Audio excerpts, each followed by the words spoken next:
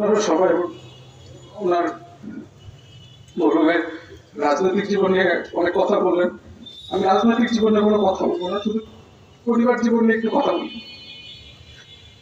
আমরা ভাই ওনাকে পাইনি। আমি গত 1.5 বছর আগে ওনার পরিবারের সদস্য হই। বাবার সাথে হয়তো এক টেবিলে বসে খেতে পেরেছি 3 থেকে 4 বার। সারাক্ষণ পার্টি মানুষ। ঈদে যখন এসেছিলাম গতবার বাসায় থাকতো না, আমি বলতাম বাবা এত রাত পর্যন্ত কি করেন? সারাক্ষণ রুমের দরজা খোলা মানুষের জন্য। আপনারা সবাই তার জন্য দোয়া করেন। আমিন। আর যেহেতু সে রাজনীতিবিদ ছিল, ব্যবসায়ী ছিল, অনেকের সাথে তার উঠা বসা হয়েছে, চলাফেরা হয়েছে। আমরা সবাই মানুষ, আমাদের ভুল হয়। আপনারা নিজ ভুলে তাকে ক্ষমা করে দিবেন। আমিন। আর তার সাথে যদি কারোর কোনো দেনা পাওনা থাকে সেটা আমাদেরকে দয়া করে জানাবেন।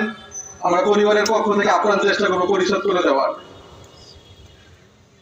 আর সবশেষে একটা কথা বলি, আপনাদের অস্ত্রসিক্ত চোখ বলে দিচ্ছে যে উনি কেমন মানুষ ছিলেন। আমি শুধু বলবো যে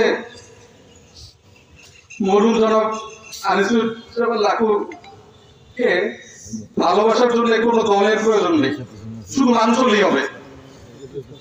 আসসালামু আলাইকুম। কাতারে দাঁড়িয়ে যাই, কাতারে দাঁড়িয়ে যাই।